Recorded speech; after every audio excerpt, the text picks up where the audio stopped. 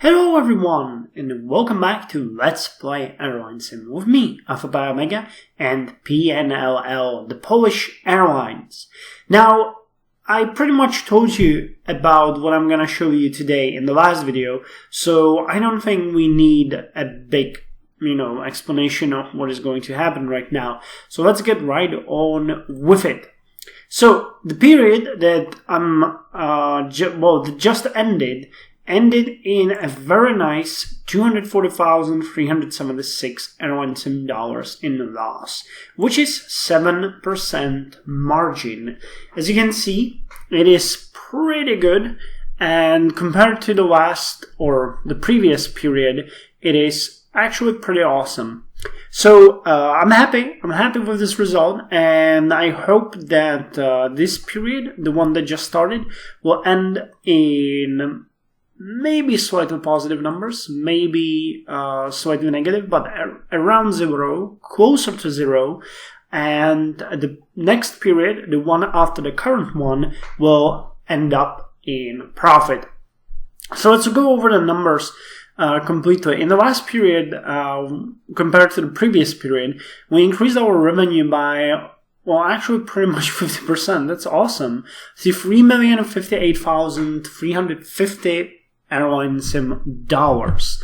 Of course, fuel costs and everything else increased as well, but it's interesting to see that the fuel cost increased by only 49%, passenger handling fees by 48%, aircraft handling fees by 45%, onboard services by 48%. The maintenance increased only by 48%. Salaries did not increase at all. Really? Oh, that's perfect. Airport landing fees increased by 41%, and air traffic control fees by 53%. Okay, so those one exceeded the profit increase, but everything else is way lower than the 50% that we increased our revenue by. Miscellaneous expenses just disappeared, basically. Depreciation as well, because we now only fly old crappy aircraft, and that puts us to an increase of overall 74% in the final margin. So that is awesome. I'm celebrating this by actually getting 2 new aircraft. Let's go to the aircraft market, and I can show you already. We're getting a new, it's 14.6 years old, but an additional Canada Regional Jet 900, which we will get in 23 minutes, and then additional, not a new one, Canada Regional 200. I checked the market. I still don't know if we ought to get a bigger aircraft, like a bigger one for Belgrade and stuff like that. I'm gonna grow from the bottom up. So in Belgrade, I'm just gonna increase the price of it, see if it makes a difference. These 2 aircraft will serve, I already know that the 900 will fly to Vienna. We want Vienna, it's a good place to fly to, so it will fly to Vienna. The 200 will just add some new destinations, and I think I'm going to cover the 100% ones by additional connections. I don't think there are any, that's the one I'm bidding for, so there is no additional possibility to gain more, so I'll just scan it. I would like to get at least 5 new aircraft in this current week, or new additional, you know what I mean. Maybe some of the 700s, but they are actually pretty expensive when you look at that. It's 110,000, and the one 900 that I'm getting is for 68,000, so diligence bring us its fruit.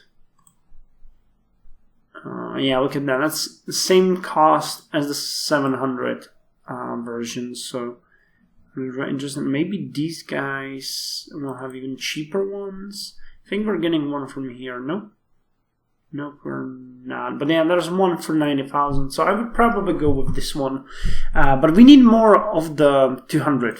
Because each 900 will take over some of the routes that we have. Like this one will take over 2 routes plus Vienna, which will be new.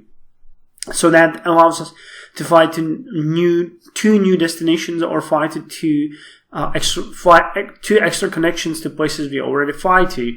The other 200 will either add additional connections, or again, it will fly to new places.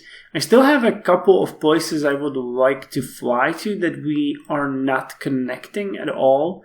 So I'm still thinking about the Yerevan. That one is really far away though. But I think we can make it with some small reserve, because this airport is definitely not utilized enough. 89%. This would be a pretty good place for someone to start at. Wings of Azerbaijan. Well, yeah, actually, what the fuck? You have. Where are you based?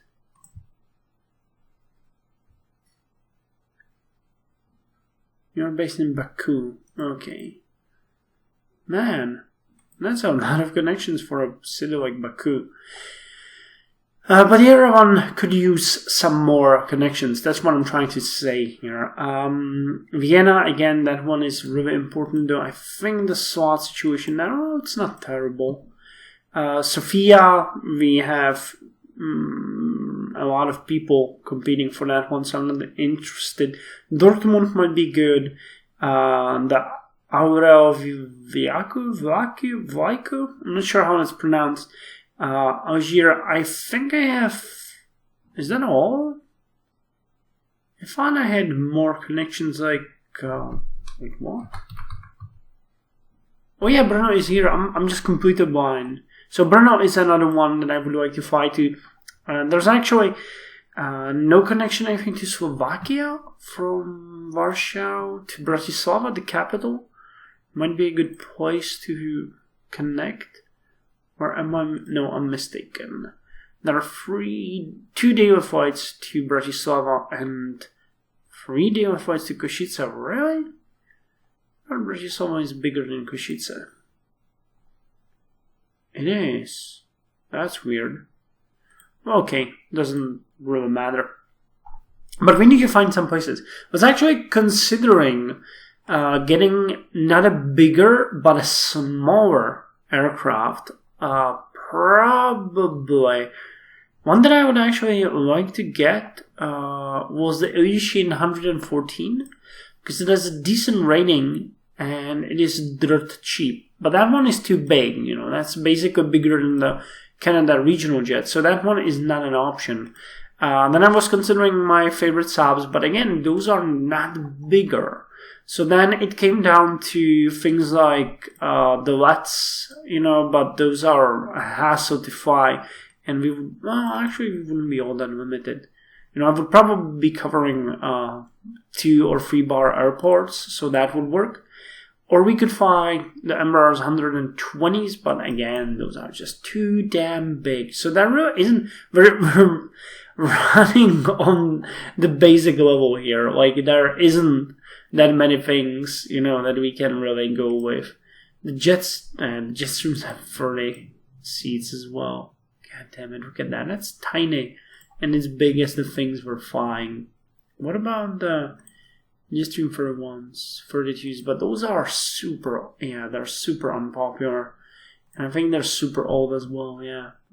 They're dirt cheap though. If we could find a way how to fly them, that could work. But I guess then I would go with the LETs, I guess. What is that? Is this not? Athenom 148. I forgot about you. You're pretty neat.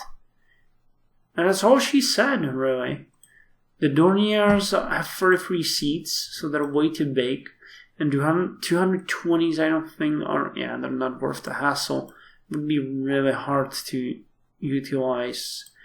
The Dashes 6 are, terrible as well. So there really isn't, it would probably go down to the LETs, which out of all of these have the best rating, I think. Now they have 2 bars as well. Damn. So they downgraded them quite a lot.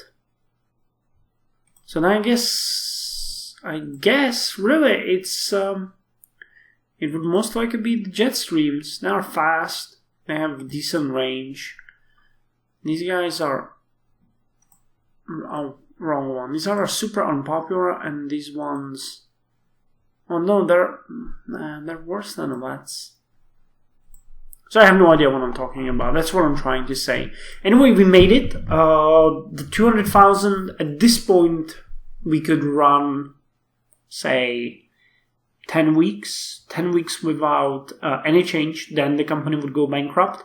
But if you look at the facts and figures, we have Tuesday evening, and the revenue per flight is way higher. The revenue per passenger is slightly lower, but the seat load factor is way higher. I don't know what happened here. It just dropped. You guys saw where it was before, so I don't know what happened. It just dropped, but now it's much better. So yeah, I guess it fluctuates. So, but you know, the numbers are pretty neat, and I'm hoping they will increase as I go. So this has been PNOL. I'll see you in a couple of days. Depending on how it's gonna go. When I have news, I'm gonna report them to you, and we can open the champagne when we have the magical green number on our accounting sheet. So till then, you guys take care.